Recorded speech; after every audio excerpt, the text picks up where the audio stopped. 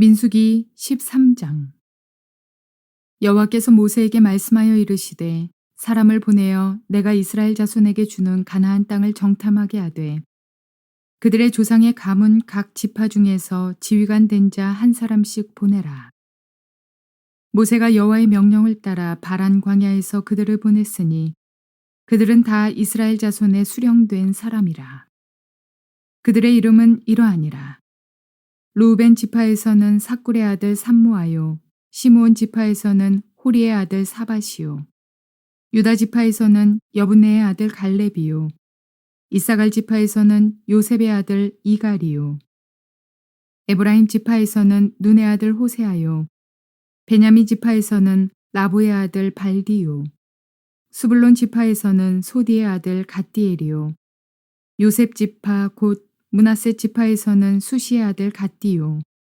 단 지파에서는 그말리의 아들 암미엘이요. 아셀 지파에서는 미가엘의 아들 수두리요. 납달리 지파에서는 웁시의 아들 나비요. 갓 지파에서는 마기의 아들 구우엘이니 이는 모세가 땅을 정탐하러 보낸 자들의 이름이라. 모세가 눈의 아들 호세아를 여호수아라 불렀더라. 모세가 가나안 땅을 정탐하러 그들을 보내며 이르되 너희는 네겝 길로 행하여 산지로 올라가서 그 땅이 어떠한지 정탐하라. 곧 그 땅 거민이 강한지 약한지 많은지 적은지와 그들이 사는 땅이 좋은지 나쁜지와 사는 성읍이 진영인지 산성인지와 토지가 비옥한지 메마른지 나무가 있는지 없는지를 탐지하라. 담대하라. 또 그 땅의 실과를 가져오라 하니 그때는 포도가 처음 익을 쯤이었더라. 이에 그들이 올라가서 땅을 정탐하되 신광야에서부터 하맛어기 르웁에 이르렀고 또 네겝으로 올라가서 헤브론에 이르렀으니 헤브론은 애굽 소안보다 7년 전에 세운 곳이라. 그곳에 아낙 자손 아히만과 세세와 달메가 있었더라. 또 에스골 골짜기에 이르러 거기서 포도송이가 달린 가지를 베어 둘이 막대기에 꿰어 매고 또 석류와 무화과를 따니라. 이스라엘 자손이 거기서 포도를 베었으므로 그곳을 에스골 골짜기라 불렀더라. 40일 동안 땅을 정탐하기를 마치고 돌아와 바란 광야 가데스에 이르러 모세와 아론과 이스라엘 자손의 온 회중에게 나와 그들에게 보고하고 그 땅의 과일을 보이고 모세에게 말하여 이르되 당신이 우리를 보낸 땅에 간즉 과연 그 땅에 젖과 꿀이 흐르는데 이것은 그 땅의 과일이니이다. 그러나 그 땅 거주민은 강하고 성읍은 견고하고 심이 클 뿐 아니라 거기서 아낙 자손을 보았으며 아말렉인은 남방 땅에 거주하고 헷인과 여부스인과 아모리인은 산지에 거주하고 가나안인은 해변과 요단가에 거주하더이다. 갈렙이 모세 앞에서 백성을 조용하게 하고 이르되 우리가 곧 올라가서 그 땅을 취하자 능히 이기리라 하나 그와 함께 올라갔던 사람들은 이르되 우리는 능히 올라가서 그 백성을 치지 못하리라. 그들은 우리보다 강하니라 하고 이스라엘 자손 앞에서 그 정탐한 땅을 악평하여 이르되 우리가 두루 다니며 정탐한 땅은 그 거주민을 삼키는 땅이요. 거기서 본 모든 백성은 신장이 장대한 자들이며 거기서 네피림 후손인 아낙 자손의 거인들을 보았나니 우리는 스스로 보기에도 메뚜기 같으니 그들이 보기에도 그와 같았을 것이니라. 자, 오늘은 민수기 13장 말씀을 통해서 하나님께서 우리에게 주시는 음성을 들을 수 있기를 바랍니다. 13장의 제목을 저는 이렇게 삼았습니다. 당신은 당신의 인생에 닥친 문제를 어떻게 해석하고 있습니까? 우리 삶에 닥치는 상황을 보는 눈이 우리의 미래를 결정하는 것입니다. 특별히 하나님께서 우리에게 약속을 주셨을 때 그 약속을 성취해가는 과정 속에서 일어나는 우리의 삶의 상황, 매우 부정적으로 보이는 상황이 있습니다. 매우 긍정적으로 보이는 상황이 있습니다. 그러나 우리가 눈으로 보는 대로 긍정, 부정을 결정하기보다는 우리가 약속이라는 하나님의 안경을 가지고 이 상황을 쳐다보면 이 상황은 다르게 해석될 수 있다는 것이죠. 때때로 하나님은 그의 백성을 부르실 때 그의 심령 속에 하나님께서 그 사람을 통해서 하실 일에 대한 분명한 약속을 주십니다. 소망을 주십니다. 꿈을 주십니다. 비전을 주십니다. 그런데 인생을 살아가다 보면은 그 약속과 꿈, 하나님이 내 마음 가운데 주신 소원인데도 불구하고 전혀 이루어지지 않을 것 같은 상황에 부딪힐 때가 있다는 것이죠. 문제는 그 상황을 보는 우리의 눈입니다. 약속이라는 안경을 가지고 상황을 보느냐, 아니면 현실이라는 안경을 가지고 상황을 보느냐, 여기에 따라서 우리 인생의 미래는 크게 결정되는 것이고, 바로 이 점을 통해서 하나님은 우리가 믿음의 사람인지 아니면 믿음의 사람이 아닌지를 하나님은 시험하고 있다고도 볼 수 있는 것입니다. 사실 오늘 민수기 13장은 12정탐꾼을 하나님께서 약속의 땅에 보낸 그 사건을 다루고 있습니다. 그런데 엄밀히 말하면 이것은 반역 시리즈의 네 번째 사건을 다루고 있습니다. 반역 시리즈. 이스라엘 백성들, 하나님의 백성이, 광야 교회가 하나님 앞에 반역한 내용을 지금 차례대로 다루고 있는데 11장에서 원망하다가 다베라의 불 사건을 통해서 심판을 받은 이야기. 그 다음에 탐욕을 품다가 기브롯 하와에서 그냥 급체해서 죽은 사건을 심판을 받은 이야기. 그리고 세 번째는 하나님의 지도력에 도전하다가 결국 하나님께서 주시는 심판을 받은 이야기. 오늘 네 번째 시리입니다. 그 반역의 네 번째는 약속의 땅을 정탐꾼을 보내어가지고 돌아온 이 정탐꾼들이 약속의 땅을 악평하고 하나님의 약속을 불신하다가 심판을 받은 이야기. 네 번째 반역의 시리즈입니다. 약속, 우리의 삶의 상황, 우리의 삶에 닥치는 상황을 하나님의 약속의 관점에서 볼 것인가, 아니면 현실적인 우리의 논리적인 우리의 현재의 눈에 보이는 것으로 우리가 이것을 해석할 것인가. 여기에 따라서 하나님이 우리를 축복하실 수도 있고, 혹은 우리가 결국은 삶에 닥치는 부정적 상황을 쳐다보다가 넘어질 수 있다는 것을 성경은 우리에게 말하고 있는 것입니다. 이스라엘 백성들이 광야에서 범했던 가장 중요한 두 가지 실수가 있는데, 혹은 죄가 있는데, 그게 뭔지 아십니까? 첫 번째로는 십계명의 율법을 가지고 내려오는 모세 앞에서 금송아지를 만들어서 이 금송아지가 우리를 애굽에서 인도하였던 신이다 하고 우상 숭배를 했던 사건. 하나님의 엄청난 진노를 받아서 하나님께서 이 백성 다 죽여버리고 내가 모세 너 한 명을 통해서 새로운 민족을 만들어내겠다고 할 정도로 하나님은 진노하였습니다. 두 번째로 하나님이 진노하신 사건은 하나님께서 가나안 땅을 젖과 꿀이 흐르는 이 가나안 땅을 유업으로 주겠다고 약속했는데도 불구하고 약속을 불신하고 12정탐꾼이 그 약속을 보고 정탐하고 돌아온 이후에 악평한 사건, 부정적 보고를 함으로 말미암아 이스라엘 백성들이 울고 불고 애굽으로 돌아가자 하는 이러한 영적 잘못된 분위기를 만들어낸 사건, 이 두 가지 사건입니다.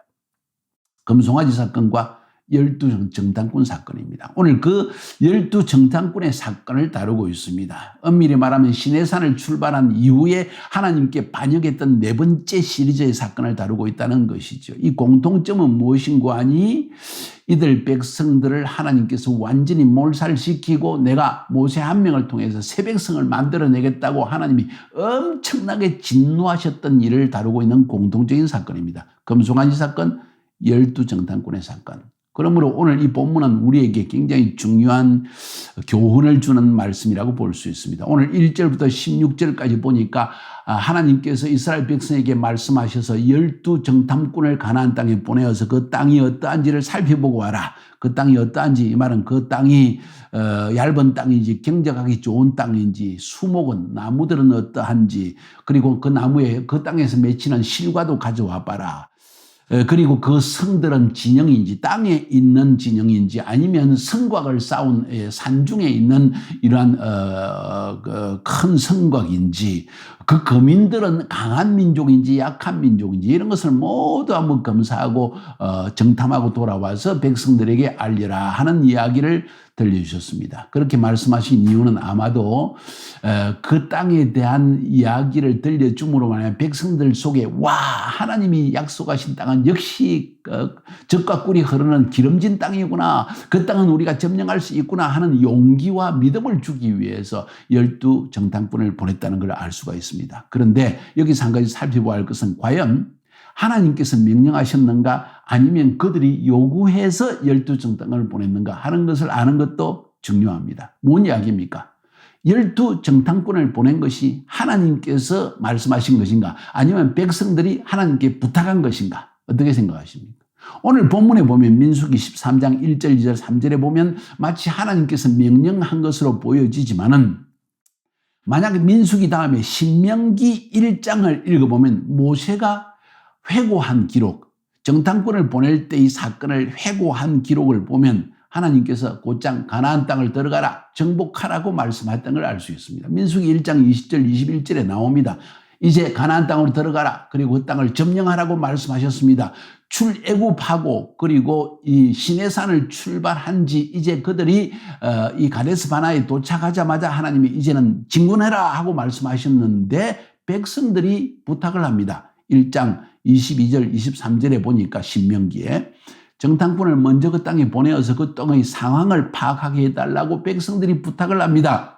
그리고 모세가 이 백성들의 부탁을 받아가지고 하나님께 다시 부탁을 합니다. 하나님, 백성들이요 12 정탐꾼을 먼저 보내가지고 각 지파에서 한 명씩 지도자를 보내가지고 그 땅을 점탕하고 난 뒤에 그 다음에 우리가 들어가려고 합니다. 하나님 어떻게 생각하십니까? 하나님께서 그래? 그렇다면 그렇게 해라.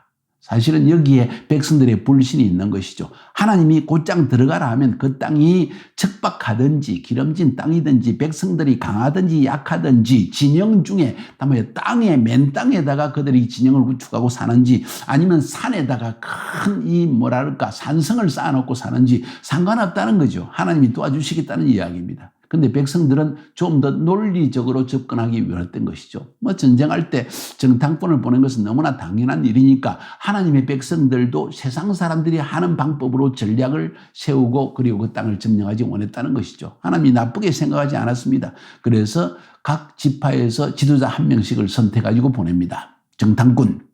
정탐꾼의 지도자로 각 지파에 한 명씩 지도자로 선정받은 사람들의 이름을 보면 민수기 1장에서 인구조사를 할 때의 지도자와는 이름이 명단이 다르다는 걸 알 수 있습니다. 여기에 비로소 요수아와 갈렙의 이름도 나오죠. 중요한 것은 그들은 그 당시에 젊은 사람들이었다는 20대, 30대 초반 이런 사람들이었다는 것이죠. 예수님의 제자들도 20대, 30대 사람이라는 걸 여러분 알고 계십니까? 20대, 30대는 굉장히 중요합니다. 그들 가운데 인생의 방향이 결정되는 중요한 순간입니다. 세상에 직장으로 나가서 세상에 돈 벌고 살 것인가, 결혼하고 평안하게 인생을 살 것인가, 아니면 주를 위해서 완전히 헌신할 것인가의 결정이 그 시기에 주어진다는 것이죠. 그래서 대개 각 나라와 민족 가운데에서 하나님의 사역에 헌신된 사역을 하는 사람들을 살펴보면 대개 대학 시절에, 그러니까 18세, 19세, 20세 초반에 하나님을 위해서 인생을 완전히 던진 결정을 한 사람이라는 거예요. 저 역시 저희 아내와 함께 제가 군대를 갔다 오고 대학을 졸업할 즈음에 하나님을 만나게 되어지고 그때 내 인생을 결정하고 난 다음에 젊기 때문에 인생의 어려움이 무엇인지 먹고 사는 것이 무엇인지 결정하기 전에 먼저 하나님 앞에 헌신했다는 사실이에요.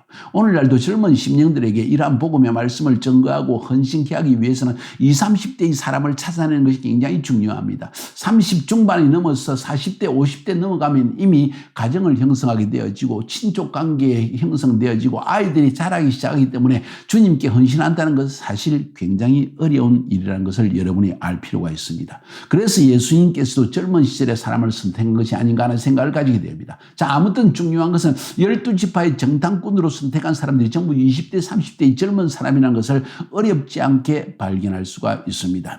그러니까 인구조사할 때는 세상의 경륜을 가진 사람들을 아마 지도자로 선택했을 것이고 이제 정탐꾼을 보낼 때는 앞뒤를 가리지 않고 주님께 헌신하고 약속의 말씀에 헌신된 사람을 뽑았다는 것을 우리가 알 수가 있습니다. 그래서 인구조사할 때의 12지파의 지도자와 오늘 여기 12 정탐꾼, 각 지파에서 12 정탐꾼으로 선택한 사람이 다른 것을 익히 알 수가 있습니다. 중요한 것은 하나님께서 그들의 요구를 들어주어서 당장 징정하지 아니하고 정탐꾼을 보내는 것을 허락했다는 사실이에요. 이것을 먼저 기록해야 됩니다. 기억해야만 합니다. 사실은 그들이 하나님의 말씀을 붙들고 바로 약속의 땅으로 진군에 들어갔더라면 이런 사건은 일어나지 않았을 것입니다. 자, 아무튼 17절부터 20절까지 보니까 모세가 정탐하라는 명령을 내립니다. 여기서 중요한 것이 17절에 모세가 가나안 땅을 탐지하러 그들을 보내며 이르되 너희는 남방길로 행하여 산지로 올라가라. 다시 말해서 정탐하러 보내는 길까지도, 그 길목까지도, 그 가는 길의 여정까지도 하나님께서 미리 모세를 통해서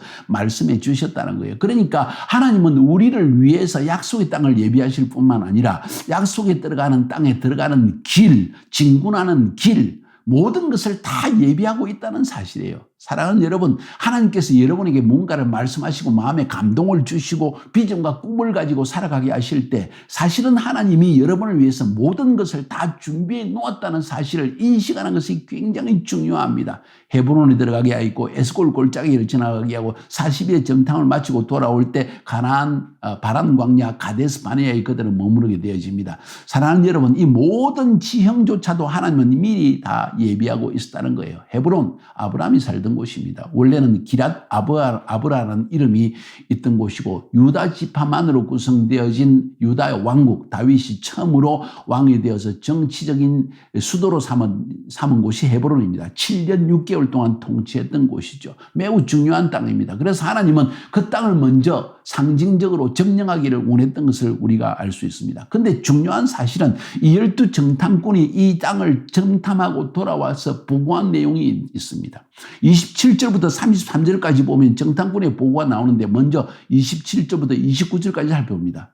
12 정탐꾼이 돌아와서 모세에게 보고하여 가로되 당신이 우리를 보낸 땅에 간즉 과연 젖과 꿀이 그 땅에 흐르고 이것은 그 땅의 실관이이다. 그러나 그 땅 거민은 강하고 성읍은 견고하고 힘이 클 뿐 아니라 거기서 아낙 자손을 보았으며 아말렉인들은 남방 땅에 거하고 헷인과 여부스인과 아모리인은 산지에 거하고 가나안인은 해변과 요단가에 거하리이다. 객관적인 보고를 한 것입니다.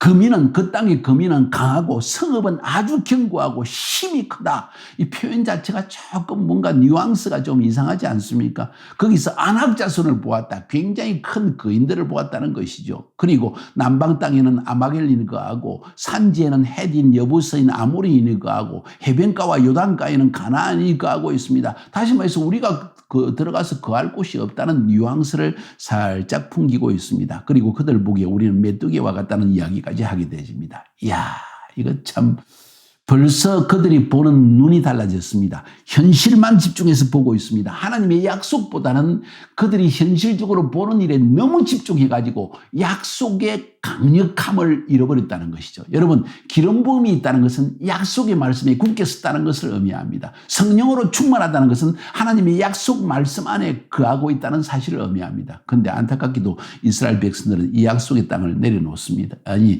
하나님의 약속보다는 현실을 보는 현실적인 관점이 너무나 컸기 때문에 약속에 대한 관점이 뒤로 밀리기 시작했다는 것이 문제였습니다. 자, 30절에 보니까 갈렙이 이런 영적 분위기를 딱 깨닫고 분위기를 바꾸기 위해서 이야기합니다. 갈렙이 모세 앞에서 백성을 안둔하여 가로되 우리가 곧 올라가서 그 땅을 취하자 능히 이기리라.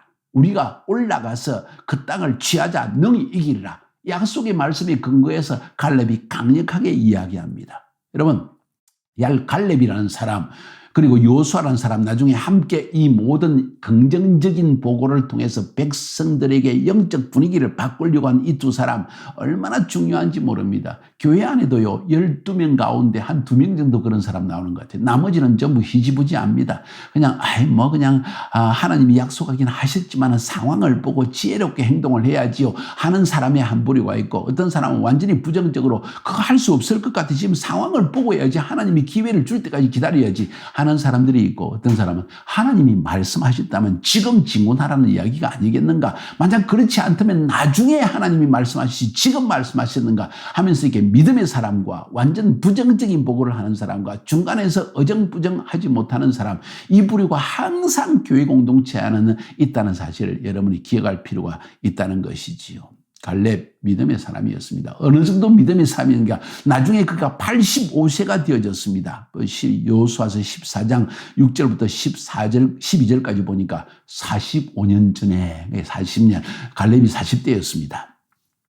내가 모세의 명령을 받고 여호수아 당신과 함께 이 땅을 정탐하러 내려가서 이스라엘 백성들 앞에서 보고하였을 때 다른 정탐꾼들은 다 이 땅의 거민들을 이길 수 없다고 했지만 나는 나의 하나님 여호와의 명령을 온전히 좇았으므로 모세가 내게 맹세하여 이르기를 네 발로 밟는 이 땅을 영영이 너와 내 자손의 기업으로 주리라 약속한 것을 당신도 알고 있지 않습니까? 그러니 이제 이 땅을 정복하도록 허락해 주세요. 헤브론 땅을 나에게 주세요. 85세였습니다.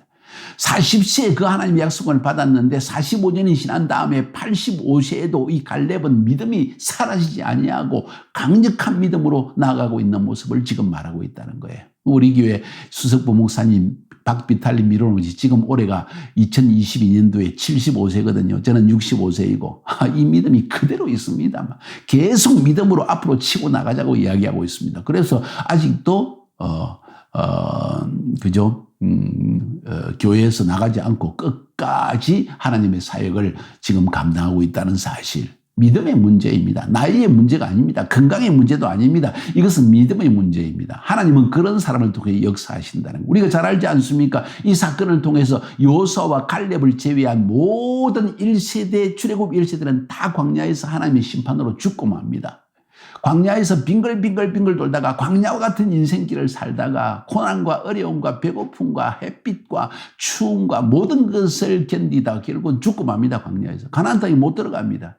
오직 이 여호수아와 갈렙 그리고 아직 어려서 말귀를 못 알아듣는 출애굽 2세대들만 가나안 땅에 들어가게 됩니다. 여러분은 어느 세대입니까? 여호수아 세대입니까? 갈렙 세대입니까? 아니면 여러분은 부정적인 보고를 하다가 광야에서 죽고 마는 출애굽 1세대입니까? 여러분이 선택해야 될 일입니다.